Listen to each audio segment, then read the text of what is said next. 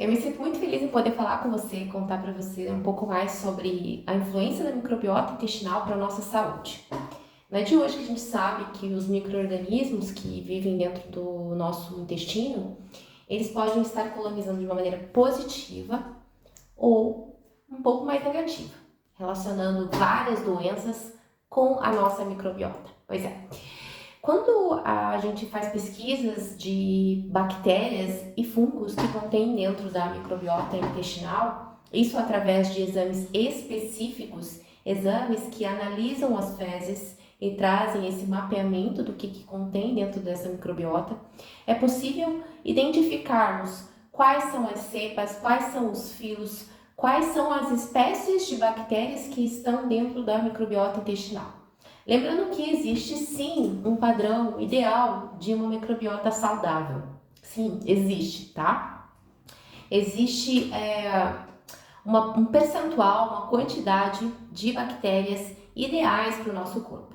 E claro, nós também temos que ter aqueles micro-organismos que consideramos mais patogênicos dentro do nosso organismo, como por exemplo a Escherichia coli, que é dentro do nosso intestino tá tudo bem, dentro de uma quantidade ali limitada, é claro, se ela tiver em relação às outras bactérias em aumento, ela pode causar uma infecção intestinal, ela pode causar um aumento de LPS, que são lipopolissacarídeos, que causam um aumento de toxinas dentro do seu organismo, e se tiver uma permeabilidade intestinal aumentada, esses LPS, eles caem na corrente sanguínea, causando um problema sistêmico, uma inflamação sistêmica, uma inflamação crônica no organismo também, quando não são tratados. Ou, por exemplo, nessa mesma bactéria que a gente está falando, que é a Escherichia coli, se ela estiver em outra região, ela pode causar uma infecção também. Então, por exemplo,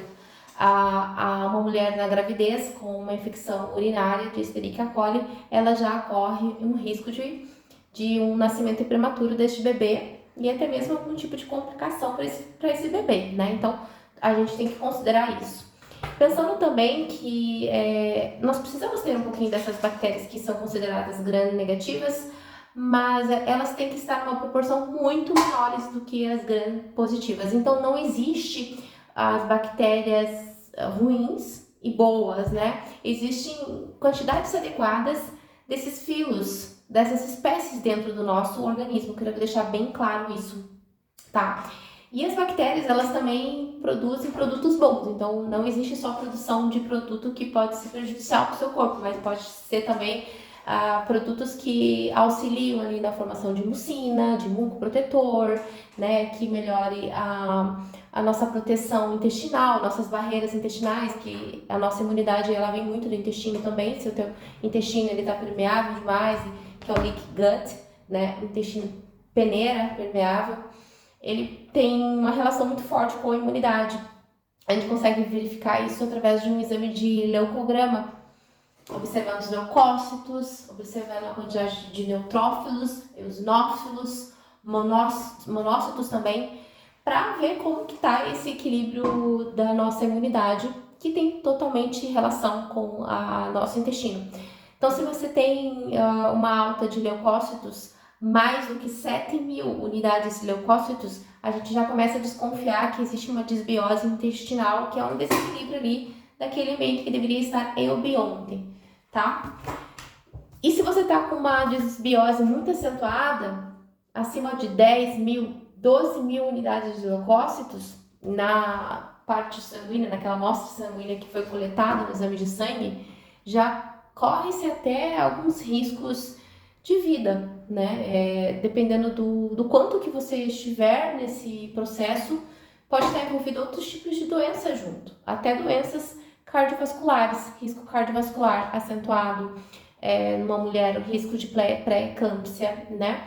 Que é bem perigoso, e a inflamação, ela é uma bola de neve, então a gente tem que tentar conter ela, porque quanto mais a gente deixar ela crescer, ela se expandir, pior vai ser o nosso corpo, porque uma coisa vai piorando a outra, entendeu? É um ciclo quase que sem fim.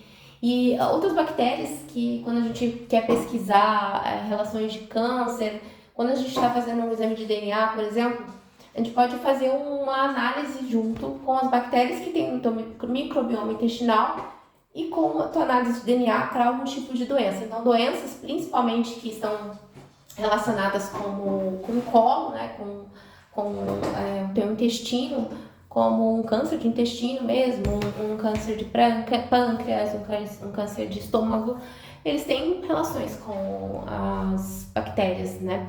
A Helicobacter pylori também tem uma relação com alguns tipos de câncer, né? Principalmente ali, se a gente for ver o câncer do estômago, tá? Não quer dizer que se você tem H. pylori você vai ter o câncer, mas existe a relação. Outra bactéria ali que tem relação às bactérias HPV, né? Que são as mais perigosas, tem algumas mais perigosas, que elas podem ter relação com o câncer do colo do útero da mulher, né? Então, as bactérias, elas têm relações com o câncer. Por isso que a gente tem que ter esse olhar mais cuidadoso com o nosso intestino. E hoje a gente consegue fazer essa análise através do exame de microbiota intestinal, né? É um exame que faz através das fezes, a coleta é super simples de fazer, higiênica, né? E você recebe um material na sua casa. Esse material ele é autoexplicativo, tem vídeos também explicando. Você faz essa coleta com um swab, que nada mais, nada menos é como se fosse um cotonete, só que um pouco maior, que faz essa coleta e coloca dentro de um tubo de ensaio e isso é encaminhado para uma análise. E nessa análise vai fazer toda essa leitura do que tem dentro do seu intestino. Existe também o transplante de fezes, então às vezes você está passando por situações tão difíceis que não consegue mais, não sabe para onde ir, né? Às vezes você já fez de tudo, sabe? Você já mudou seus hábitos de vida, né? Você até melhorou o teu intestino e tudo mais, mas existem doenças envolvidas, doenças de pele, por exemplo, né? Doenças articulares, artrites, doenças autoimunes, que você não está conseguindo controlar pela alimentação, e essa alimentação pode ser que esteja errada. Mesmo que a gente tente fazer uma alimentação mais saudável, mediterrâneo, low FODMAP, vegana, enfim. Então tem que buscar entender o que tem dentro do nosso corpo, o que nosso corpo está expressando e qual que é o padrão que a gente tem que buscar de maneira ideal, que é eubionte, entrar em eubiose com o nosso intestino, com as nossas bactérias. Espero que esse vídeo tenha ajudado vocês, esclarecendo um pouquinho mais sobre o exame de microbiota intestinal. Obrigada!